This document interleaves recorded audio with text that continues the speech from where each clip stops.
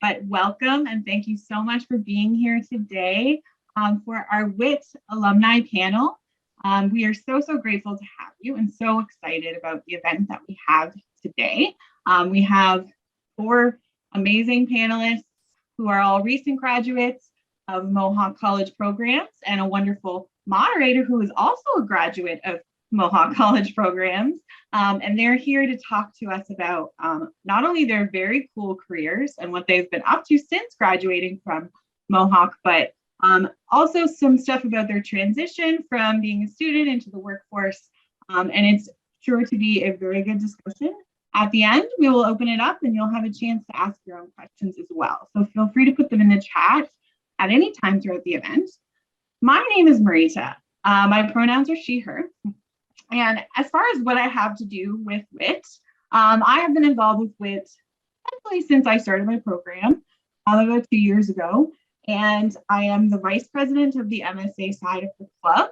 And I'm also the student assistant to the group, which means that I do anything and everything that is needed of me, event planning, events like this, programming, and all that kind of real fun stuff. So it's wonderful to be here with you tonight. Well, you can see my screen.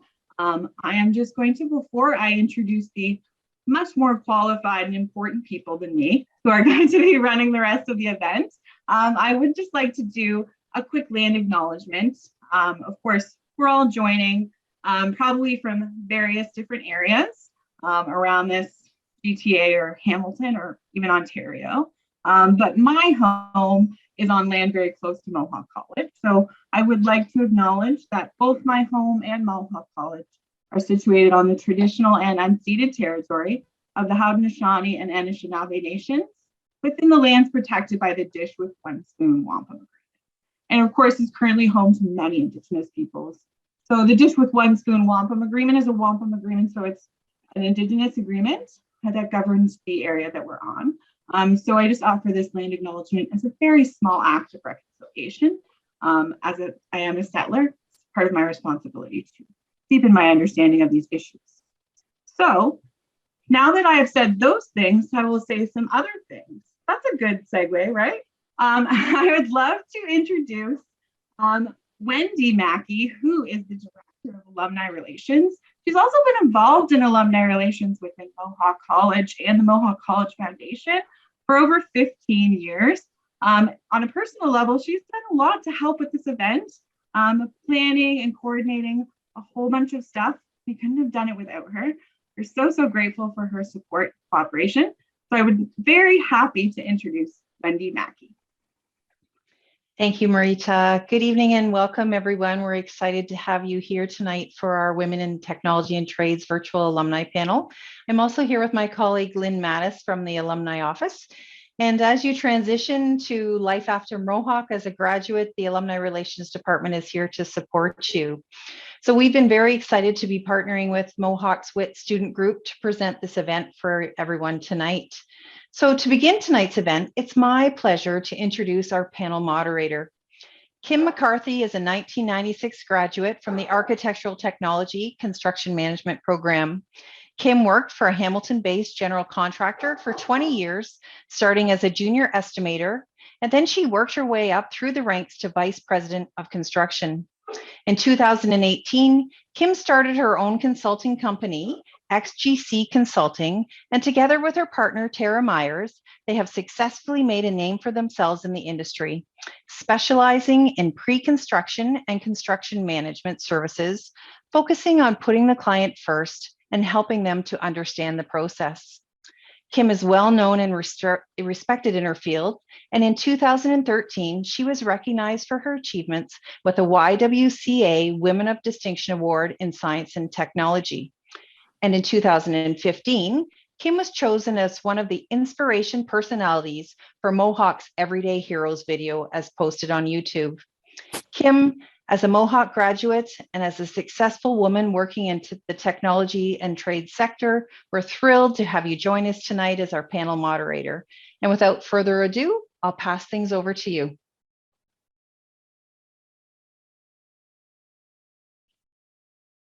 Unmute myself. Well, thank you very much. One, for the introduction, and 2, for just having me here to speak to your group. In pulling this together, we'll do some introductions of the group of women who are here to speak to everyone on their achievements in the industry and go through some of their experiences. I'm going to preface this by maybe apologizing ahead of time if I do mess up your names. Just correct me, and we'll move ahead that way. First up is Rachel Yang. She's a 2021 graduate of Computer Engineering Technology. She's currently working as a controls and automation designer at Hatch Engineering. Secondly, we have Ashley Rush. She's a 2017 graduate of Aviation Technician. She's through the aircraft maintenance, and a 2018 graduate of Aviation Technician, Aircraft Structures. Ashley is currently working at KF Aerospace as an aircraft maintenance engineer with an S license. Emily Stanek, a 2017 graduate of graphic design and a 2019 graduate of computer systems technician, software support co-op. She's currently working as a software developer at HelloFresh. And lastly, we have Valentina Vieira, a 2018 graduate of biotechnology health, previously worked at the Infectious Disease Research Group, which is a part of the Research Institute at St. Joseph's Hospital. Currently, she's working at St. Joseph's Villa in Dundas as a dietary aide. We have a bunch of prepared questions. The first set of questions is going to be issued to all of the participants. Maybe we'll start with who we introduced first, which was Rachel. So the first question, could you tell us more about your current position and what you do there? Okay. Hi, everyone. Thanks for having me, first of all. My name is Rachel Enyang. I'm a 2021 grad of the Computer Engineering Technology program. I currently work at Hatch as a controls and automations designer. I started working there about 8 months ago, sometime in July of 2021. Most of my projects at Hatch include water and wastewater projects, where I do a lot of SCADA and PLC programming. Currently, I am developing programming standards for Acknowledgement in Ontario. Thanks to NDAs, I can disclose which. But yeah, I'm doing a lot of PLC programming and HMI programming as well. I'm also doing writing process control narratives, which is basically a detailed document of how the whole process should go, including I'm also writing a programming standards document that would enable future programmers and consultants work on different projects in the county while still adhering to basic programming rules. I also recently started doing some INC drafting, which is instrumentation and controls drafting. So that has been fun so far. And that is for a metals project in Sweden. And so far, that's my career in short. It's not too complex, but it's definitely a work in progress. That's great. Thank you, Rachel. Ashley, if you could answer the same question, I can repeat it. Could you tell us more about your current position and what you do there? Hi, everyone. Thanks for having me. So my current position at KF, I recently got my license as an aircraft maintenance engineer in the S license. So that being structures. I did go to school for both, but when I started working there, I got hired in the structures department. So I got my license in that first. So at work right now, we're very busy. Basically, my job is to, when an aircraft comes in, they rip it all apart and do an inspection on it. And in my department, we do all types of repairs. So if there was a dent in the airplane or a hole or anything like that, my department would come in and fix that. So that's what I'm doing right now. We're very busy. That's awesome. Emily, you're up next. So again, the question, could you tell us more about your current position and what you do there? Hi, everyone. Thanks for having me. So my current position is a software developer at HelloFresh. From day to day is a little bit different, but I mainly focus on the new brands, apps and web apps that we have. So, you know, pushing out new features, fixing any bugs, taking part in things called chapter days, which are like learning days where we get to work on whatever tech we want. Yeah. Excellent. And Valentina. Okay, so I'm currently working at St. Joe's Villa Dundas as a dietary aide. I'm providing food service for the residents there. But the previous job that I actually held at the St. Joe's Institution, the research institution, was working as a research assistant, which we actually provided COVID testing for all shelter communities within Hamilton during the pandemic. So I find that being what we're talking about was definitely an experience. Wonderful. For the second question, we'll start from the bottom up. So how did your Mohawk education or your time at Mohawk as a student help you feel prepared to enter the workforce? Valentina. So my time at Mohawk, being in the biotechnology field, given that it was such a diverse program, we got to see all different parts of the field, which honestly gave me a huge, I feel, leg up when going out there because I didn't necessarily know what to expect. The teachers honestly were amazing in terms of preparing us to go out there. So I found that the environment, the teachers, and the course content as well definitely helped us. Great. And Emily. My time at Mohawk prepared me, well, I was at Mohawk for a long time. So for the graphic design course, I felt like it prepared us well because we had sort of a portfolio course and we had experience through the advertising agency to kind of prepare us for what it would be like to have clients. And then after when I came back, I kind of had a taste of the workforce. So when I came back, I was in the co-op program, and the co-op program set us all up really nicely to be able to transition kind of as a student into like a working student and then into like a career professional. Now that's great. The co-op positions are quite helpful. My course also had the co-op, which was a back-to-back work position. So we were able to get almost a full year of work experience at a time. So it's very helpful. Ashley. My experience at Mohawk was really great in helping me get into the workforce, as a lot of my teachers were either currently or not recently had worked in the industry. So they were able to provide a lot of information and advice on what it's going to be like. And I was also given an opportunity in my fourth semester to actually go over to KF and work there part-time on the weekends, me and a few other students in my class, which was also very helpful to kind of get an idea of what it was going to be like. And then they kind of just transitioned us into full-time. So it was really, really great experience. One of my teachers was able to help us with that. That's excellent. And Rachel. My time at Mohawk really prepared me for the industry, I would say, because especially someone who's doing a lot of PLC and HMI programming here at work, I had about 3 PLC courses in Mohawk and 1 HMI course. So I was very familiar with the software, and Mohawk uses industry common software. And I found out when I got to work, we're using the exact same software for PLC programming. So it was just continuing the journey. Was I had to start afresh. And yeah, it's just helped me progress really quickly in the company and in the work that I do there.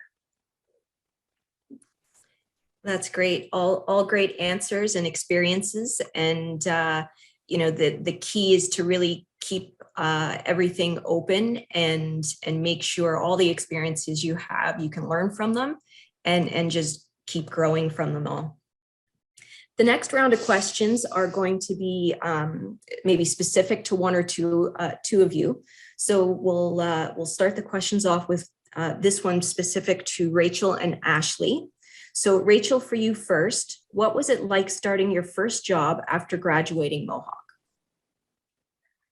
It was interesting. It was an interesting process. I finished in April, but I didn't start my job up until July. It was during the pandemic, so a lot of institutions were closed. And as an international student, I couldn't get some of my documents renewed in time to start in May. So the 3-month period was very frustrating and like draining on my self-esteem. And I remember when I first started working, I had to like bump myself back up and be like, you know what, you deserve to be here. It was just a lag in the process. And I had to fix my sleeping schedule because before I would sleep until like late at night. But, you know, getting to the habit of waking up early, you know, completing your responsibilities in time. It's not like school where you want to be like, you want to procrastinate. These are like real life problems. If you're late by 2 hours, the whole team's in trouble. So you like, you know, pulling my weight in the team, in the project, and basically just, you know, learning about the company as well, you know, the culture of the company, as well as, you know, safety. Safety is like a top notch. So taking all those trainings and everything, it was definitely a learning curve. And yeah, I would say it was an interesting process. And that's great to be able to take those experiences and have to be able to adjust and be flexible and stay positive throughout the whole thing as well. Ashley, same question. My experience was actually pretty exciting. As I mentioned, I had done the weekend work before I started working, and I had also done a high school co-op as well at KF Aerospace. So I actually had known a lot of the people previously from both experience. So it was very exciting, and they were working on a lot of new projects at KF when I started. So it was really fun to get involved and see it all kind of change from what they were used to doing to what we're doing now. So I kind of got to join during that transition period, which was a lot of fun. That's exciting. Next question here is for Emily. What type of professional skills would you recommend recent grads have to thrive in their transition to the workforce? Specific to software, actually, it's probably not specific to software, but I find communication skills are really important as you're transitioning. It's really important to be able to convey like what kind of issues you're having, or like what kind of work you're having trouble with, so that like, you know, your manager or your lead can help you. As for software specific hard skills, I found general coding ability, organizational skills, and obviously computer skills were pretty necessary in order to get like a co-op or your job out of school. Yeah, I think I agree with you there too. Communication is key. Really, and being clear and concise with all of your communications too. No, that's great.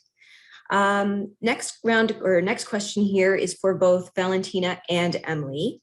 So Valentina, how did you navigate the transition from being a student to a working professional? Well, when I finished the biotechnology program, my first thought was, I don't think I'm going to be getting the dream job right out of school, but I also knew that it was possible at some point. So the first thing I started to do was think of how the biotechnology program had allowed me to see all the different types of fields. And given that, I realized I wanted to go into the medical lab science side of things. So coming out of school, learning all the things that you do in terms of, like other people here have said that, you know, being able to talk to your coworkers, time management, it's similar to what you do in school. So when you transition to the workplace, it really does come with you, learning all those skills and being able to use them in that environment. That's great. And Emily, same question. As I said before, co-op really helped me transition into like a full-time professional. Since I had 2 programs coming out of Mohawk, I knew I kind of wanted to like bridge both of them with design and software. So when I originally started out in my professional career, I actually just took on my co-op job. And so that kind of helped because they offered it to me full-time. So that was definitely a good start to my career. And as I progressed, I kind of learned what I liked about software and what I liked about design, and kind of bridged them together to get where I am now. That's great. Thank you. Next question here is for Ashley. Technology and trades fields can tend to feel intimidating for women, as sometimes our work environments are very male dominated. Do you have any experiences or advice to share about working environments that might not be representative of all groups and or genders? So yeah, my work is obviously very male dominant. We do have a lot of females now. I actually have 3 other female coworkers in my department specifically. But I honestly had I know everyone has their own experience working in a very male dominant industry, but I had a very wonderful experience. I find everyone there kind of welcomes you with open arms. I haven't had any issues of being treated differently or anything. Everyone jokes around and you join in with them. And I've honestly had a very, very wonderful experience. So any advice I could give would just be, don't be intimidated. Everyone is very, very welcoming and just wonderful to work with, and super helpful, and always willing to give you a hand and teach you. Well, that's great. And I guess I can translate or understand the working in a male dominated industry, being in construction. And when I started 24 years ago, it was a very different environment. You know, my first week on the job, and I'll just tell this quick story. My first week on the job, and I was hired as a junior estimator for the construction company. I was asked to make a pot of coffee. I don't drink coffee. Everyone knew I didn't drink coffee, but I was asked to make it. And I was the only woman in the company at the time. I didn't say anything. However, I did make the pot of coffee with about 20 scoops of coffee grounds and left it. And they never asked me to make coffee again. So I showed them. That's much nicer than what I would have done. Okay, so that was the last of our kind of pointed questions. For all of the group here, we do have a question in terms of I guess everyone's experience here. So what is one piece of advice you would share with Mohawk students in your former program who is looking for employment in your field? We'll start with Valentina.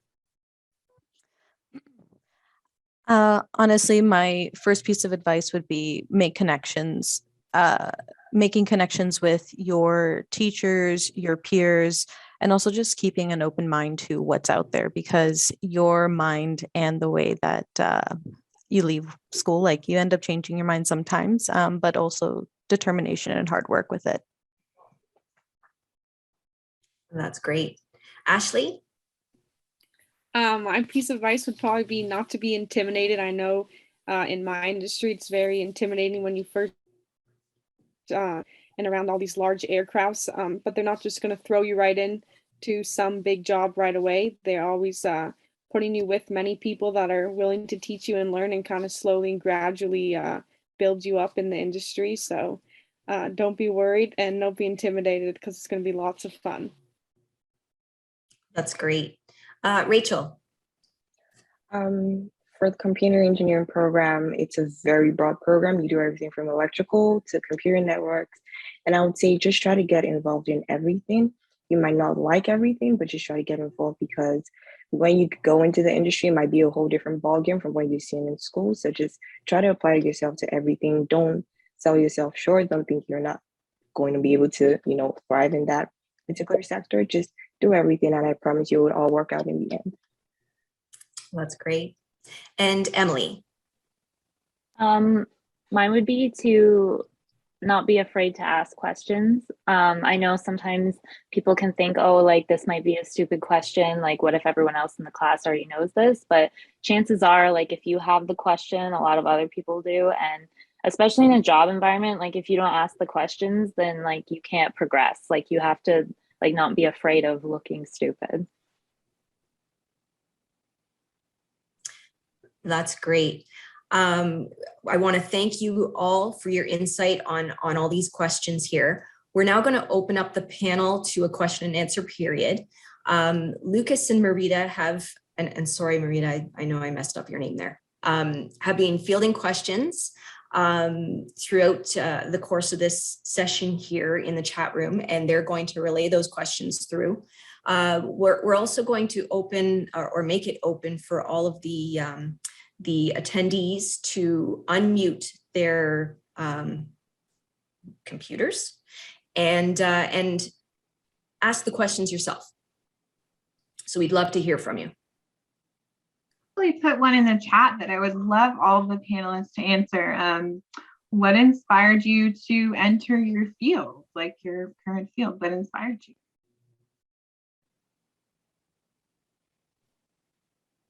Valentina?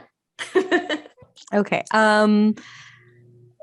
For me, it was working with people and knowing that I was able to kind of make a difference and help them in some way, whether it was in research, dietary care, or in the lab doing their tests. That's great. How about you, Ashley? Mine's a little bit of a funny story. So in high school, I had taken a baking class and didn't really enjoy it. So the only other thing in that time slot was automotive. So I decided why not. And I took that for all through high school. And my automotive teacher was the one that actually connected me into doing a co-op placement at KF Aerospace. So I tried that out and I really enjoyed it. But other than that, it kind of just fell into it. I never really had any intentions of getting into this, and I'm super happy that it all worked out the way it did. Oh, that's great. Rachel? For me, my mom's an engineer, so that was my first point of contact with an engineer. And at the time, there were many in the industry, and she had progress in the industry so much that she was like in a place of authority. And it was just cool sometimes when I would, go to office day with your parents, and I would see her like calling the shots and doing things around and like the cool stuff. I was like, okay, I want to do that. Although I'm not in the same engineering field because she's a chemical engineer, but it was just cool to see how like engineers do things and solve problems. That's awesome. That's awesome. And Emily, how about you? Yeah, when I was growing up, I was like really into drawing and art. So I just kind of assumed I'd like graphic design. And then once I graduated from that, I wanted to learn like how websites and things like that were made. So I just kind of transitioned into software to bridge that. That's great. Okay.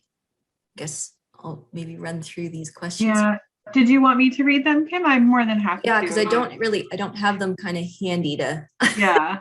One we've gotten for everyone as well is, what is your favorite part of your job? Which is a question I love. My favorite part of my job would have been when we got to go out to the shelters and actually do the swabbing there and just visit the participants and the residents. Just getting to make all those connections while doing the job at the same time was probably the best part. My favorite part of my job is every day is different. So every time I go into work, you get a different task almost every day, working on different airplanes, doing different things. So I really enjoy that variety of work.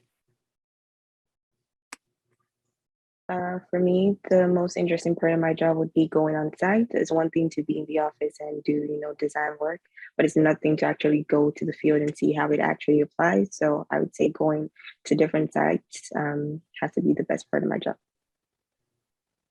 That's great. Mine's the same as Ashley. For me, every day I get kind of a different ticket to do, or sometimes it bridges over multiple days, but once I'm done like a certain task, then I move on to something else, and it's usually completely different. That's great. I think we got another question. What kind of career goals do you see for yourself with the career you have picked? So not sure if everyone wants to answer this one, but everyone is welcome to.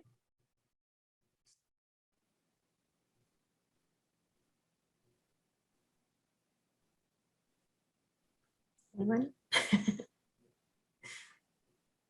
Sorry, can we repeat the question? Sure, sorry. What kind of career goals do you see for yourself with the career you have picked? So do you have any goals within your field for your career? I think for myself, I'm actually doing a bit of a career change, given that's why I'm kind of currently in dietary aid, but I hope to go back into like working in a lab, but seeing if I can find a way to work more so with patients and doing more so specimen collection. So somewhere in that field, working as like a phlebotomist specialist, maybe. One of my career goals actually happened at the beginning of last year, which was to actually be able to teach in this department, and I'm actually currently teaching 1 day a week at Mohawk, the labs for my my program. So another goal that I probably would like to accomplish eventually would be to maybe become a crew lead of a crew at my work. Or there's all kinds of different departments that you can kind of move up and into more of like a leadership role. For me, a career goal would be to get my OSET license, first of all, and hopefully get a bachelor's and get my PhD. Another goal would be to work in the controls and automation departments for electric vehicles, because the world is transitioning to electric vehicles. And if that doesn't work, I'm somehow thinking of how to tie it in with aerospace, or you never know. No, that's great. For me, I'm currently waiting on a pathway to be made for like my career progression into like a UX developer role. So I'd be the first like official UX developer for HelloFresh Canada. So yeah. Very cool. One thing I'll comment on is sometimes goals come a lot faster than you expect. When I, again, first started, I was hired as a junior estimator, and there was a chief estimator that I was working under at the time. And 6 months into my employ, he left. And as a junior estimator, 6 months in, I was kind of thrown into a position where I had to learn very, very quickly, basically how to sink or swim. And it was, you know, pull up your socks, learn as much as you can, ask as many questions as you can, and not only to your interior employers or staff, employee, you know, people that you work with. In construction, we have sub-trades, we have suppliers, we have, and I just asked every question, and no question was stupid, no question was dumb. It was just, you had to learn, and you had to learn really, really fast. And it turned out that they didn't replace me, and they didn't replace the chief estimator at the time. And I ended up going through the ranks, through the company, basically because someone left, and I picked up where he left off. Awesome. I can read the next question. We've got a few questions in here. So this one is a great one as well from Usha. How did you find the interview process for your job? Was it more comfortable or more nerve-wracking than you thought it would be? I remember a lot of my interviews, just me. I'm a nervous person in general. So I would have like sweaty palms and everything, but honestly, just trying to relax and remember to just be myself, because at the end of the day, I know that people like I'm very comfortable in the field and it's something I was good at, and hoping that would be an asset. So just trying to be myself, but definitely still nerve wracking at the end of the day. My interview process was pretty nerve-wracking as well, as we had worked on the weekends previously leading up to going for an interview to be hired full-time. So it was a little bit stressful to kind of see what they thought of our work. But other than that, it went really well. My interview process was exciting, I would say. The first interview was like a video interview, so you didn't have to talk to anyone. But the second part was the interview with the director, the Canadian director, and surprisingly, he was also interested in like controls and automation. He was trying to push for more work, so it was more of a conversation more than an interview. But it was real. Mine wasn't like too nerve-wracking. He made me feel comfortable in the interview, so.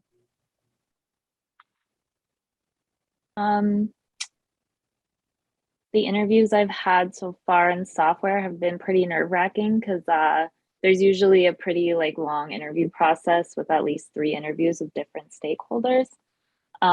Sometimes you have to do a technical interview where you have to code on screen in front of like the director of engineering or who's going to be your manager, and it can be pretty nerve-wracking. But yeah, you get, once you do a few of them, you kind of get into like you can kind of prep yourself to not be as anxious as you normally would. And also practice coding helps as well. Oh, that's great. And really some tips as someone who has been on the other side of being an interviewer as well. You know, confidence is key. You don't have to have all the answers necessarily. And eye contact for sure. Okay, any other questions here? What do we have? Yes, actually, Rebecca put a great question in the chat. On March 10th, we are hosting a virtual symposium on finding your ideal workplace for today and beyond. So she would like to know, how would each of you define your ideal workplace?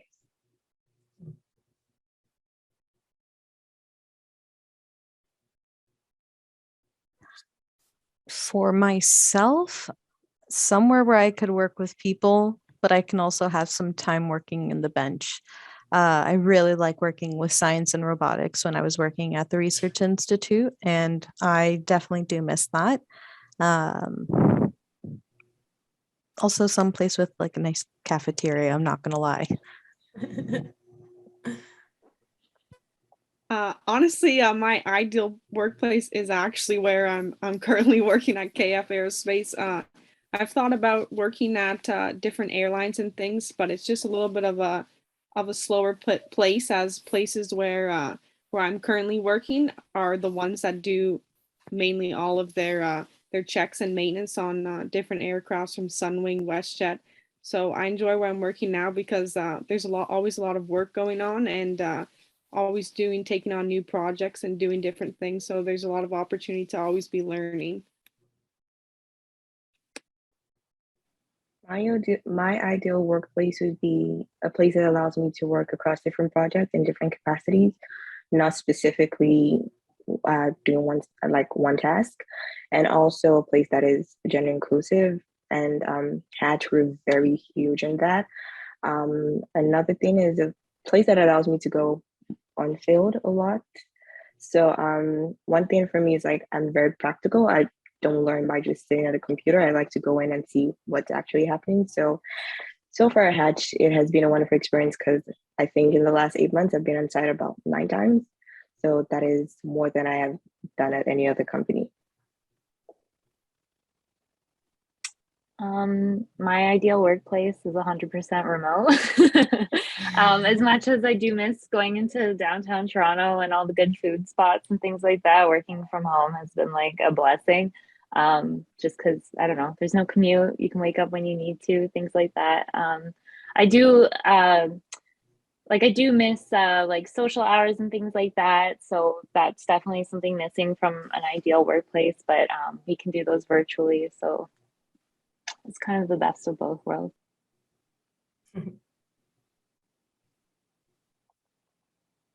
Okay, we have a question. What is the most stressful part of your job, and how do you handle the stress? From Erin.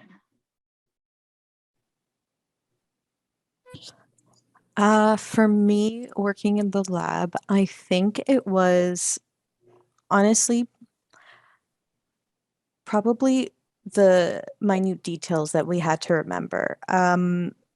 Making sure that we didn't forget anything because we were providing real-time tests for people and making sure that you put the proper care into the QCing or the test to make sure that everything was running properly. It was stressful because at the end of the day, we didn't want to mess up anyone's results. The most stressful part of my job is probably being involved with large repairs. We follow specific instructions off of maintenance manuals provided. So making sure that you're reading through everything and you don't miss a step is probably the most stressful part, especially when you get very involved. And I deal with it by just asking people a ton of questions. No one's ever they're never going to tell you no. So I just ask as many questions, make sure people are checking over my work, and that kind of eases the stress to know that you're doing it right. The most stressful part of my job, I'll say, is deadlines. Because when you have multiple deadlines and all the minute details need to be sorted out, it can get quite stressful. And for most of my projects, I have to do the QC by myself. I do the project and then I do my own quality control. So because I'm so familiar with the project or the program at the time, it's so easy to miss a few things. But the way I deal with it is going over to project managers and just be like, can you please check my work and make sure everything's 100% before like demonstration to the client. But I would say deadlines, especially when I have multiple of them at the same time, it is stressful. Yeah, mine is the same as Rachel's. Deadlines can get pretty stressful, especially if you're falling behind or that your team is falling behind. But the way I've dealt with that in the past is to just reach out to my manager and have like an honest conversation about where we're at, and we can usually like move it a little bit because it's not dire. It's not the end of the world. For sure. We have a question from Wendy. Is there anything you would have done differently in your job search? Any lessons that you can share?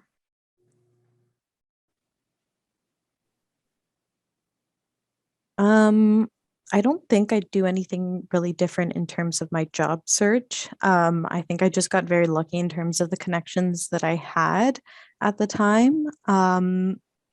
Right now, though, in terms of me actually looking for other things, I would say patience is key, honestly, because sometimes that can kind of uh, bring me down when things aren't necessarily working my way. But yeah, I think patience definitely is a lesson I've learned from this. I don't think I would have done anything differently as well. The biggest thing that I found the most helpful in the job search is just communicating and making connections with a lot of your teachers, because as I've mentioned, most of them are either currently working in the field or still have many connections with different people that are working in my field. So it's really helpful to kind of get their advice on different places to go, and they can even make you connections. Like in my case, that's how it happened, to be able to even get into to different employments. I wouldn't do anything differently. Maybe apply a week earlier because I literally applied to my job the day it was closing. But I would say, okay, make more connections with people, especially like professors in similar programs, like for computer engineering, because the program spills across electrical, making connections with professors in electrical as well, just because I found a couple professors working at Hatch and it was sort of an awkward situation because I didn't know them. But I would say, yeah, definitely make connections. It can make the process a lot easier. And starting the market to know when most of the jobs in your field get posted. I noticed with bigger companies, they tend to post like 6 months before they hire. So just understanding the hiring timing and all.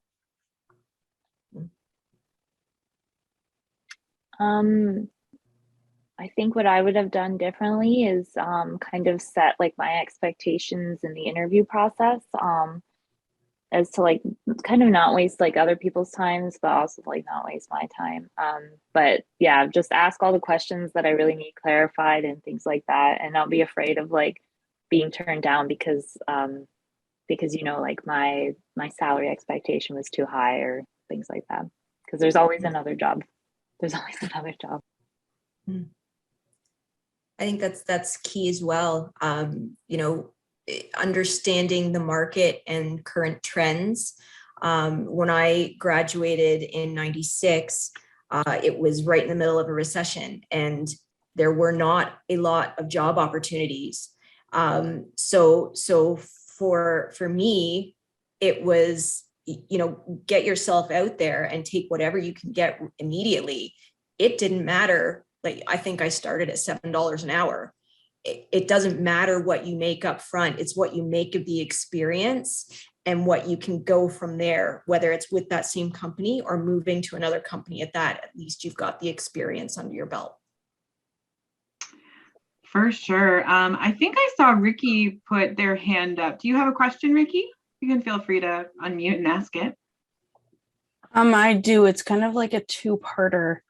I was just wondering, this may sound a little rude and a little too personal, and you don't have to answer. But does anyone have like ADHD or bipolar or any other type of neurodivergence? And how does it affect you if you do in your profession? I guess I am very open about that. I actually recently got diagnosed with ADHD, and not only through school, but also going into the work field, it definitely was challenging, I can say, especially given that I didn't know that I had that. But what I will say is that many employers are extremely they accommodate for things. If you need more time or if you need more, so like written instructions, I had to do that at certain times, or I found that I needed more so structure in my day at times, instead of just kind of on the fly, on the go. But still, they all understood like you actually can get so much work done. Just because we have ADHD, a lot of people may not look too highly on that, but honestly, it's actually, I find sometimes an asset in a sense, because we just work a little differently.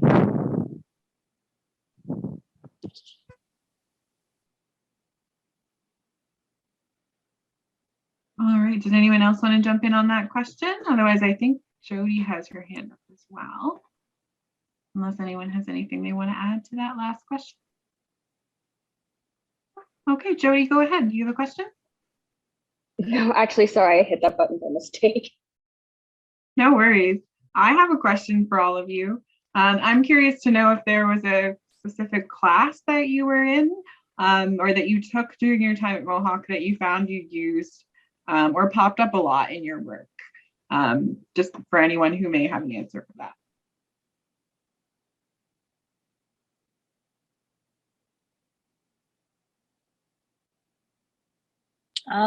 I can answer this one. So for me, we had a technical writing course in software development, and I thought it would only come up really in the field if I was like in a more senior position or a leadership position, or if I was like working in a technical writing job. But it actually comes up a lot more. Like, I don't know, I'd say a few times a month I'm asked to like document certain certain code related things or like back end related things, and it actually ended up helping me a lot because I don't consider myself like a really good writer, so it kind of helped break it down into a way that I was able to write in a way that like people could understand, so on like a very low technical level.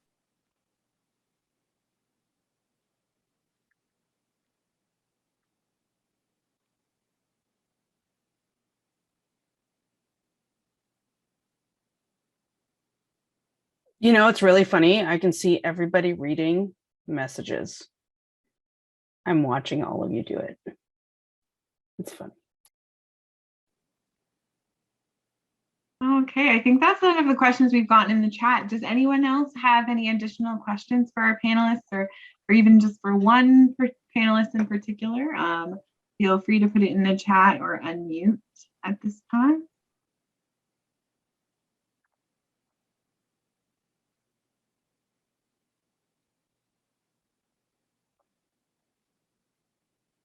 Okay, I have another question.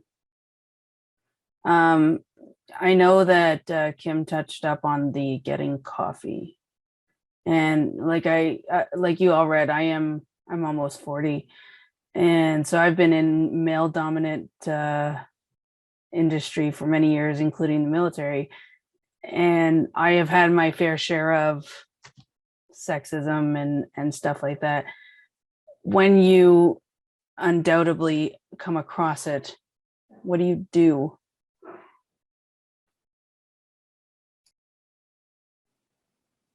You know, rightly or wrongly, my approach to anything in that regard has been to jokingly throw it back into their face. That is generally how I have always approached it. And then it becomes a bit of a joke and almost a level playing field. I mean, that's how I've gotten around it, because there's no doubt I've been called many names in the book, both good and bad. And you have to go with the punches and throw it back sometime. And that's how I've been able to get around it. Can I jump in for a second too? I'm sitting back. I'm Liz Martin. I'm the Associate Dean here at the college, but I just wanted to jump in here. So, I started off in my industry about 20 years ago as well. And I know I look young, but I'm beating Ricky in terms of my age, so I'll just leave it there. But I did experience a lot of sexism on the job. And in fact, I had to escalate it to HR, and I had to switch jobs pretty early on in my career. So the one piece of advice I'd say is, in many situations, you can use humor to deflate, and you bringing yourself to the job is going to be enough. But sometimes it might not be. And if it isn't, don't be afraid to reach out, and if that means reaching out to a community like this one, if it means reaching out to your direct manager, if they have a listening ear. But there will be situations at times that are beyond your ability to navigate on your own, and you don't have to. We live at a time when there's an enormous move towards understanding and appreciating everyone for their differences, and the fact that we bring a lot of value to the job.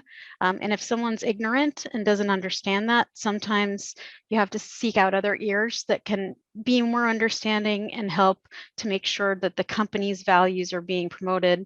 And frankly, if the company doesn't value that, there are plenty that do.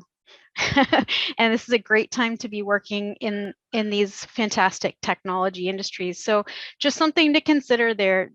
There's a lot that can be managed through humor.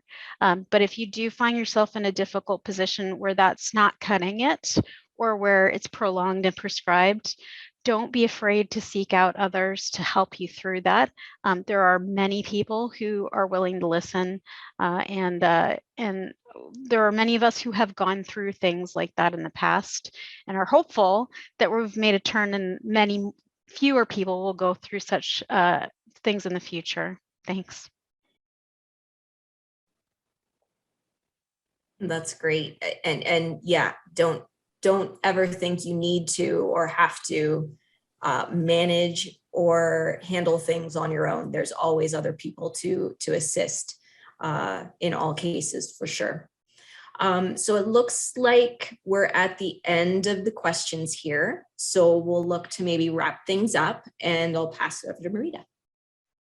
Awesome. Thank you so much to Kim and all of our panelists for this absolutely wonderful event. And also all of you who are attending, of course, for being here, for giving such thoughtful questions. I would love to give thank yous on behalf of the students, the MSA Club, and all of the students who are on the WiTT Student Leader team for your amazing support for this event. This was kind of my brainchild, and I may have had the first initial thoughts, but I had an incredible amount of help planning this event, both from Wendy Mackey and from Lynn, as well from Alumni Relations, just doing a whole bunch of marketing stuff and just getting in touch with all of the panelists. And it was just amazing that all of you were available.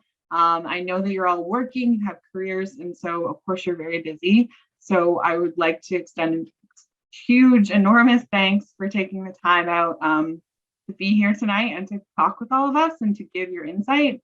It's been really, really wonderful to listen to your experiences around transitioning as, you know, from a student to a career person, and really inspiring to hear all of these positive stories. And thank you so much to Kim for moderating. You did such a great job, and also bringing your own insight, you know, your own personal experience from your employment experience in your career. It was wonderful, wonderful to have you. And so on behalf of WiTT, I would like to thank all of you and all of you for coming tonight, because if you hadn't have come tonight, this event couldn't happen. So thank you so much. And this event is actually being recorded. It's going to be posted on the WiTT website. And so you will be able to watch it back if you want to feel famous and watch yourself. You can check it out. But thank you all again so much for being here. And I hope you have a wonderful rest of your night. Thank you again.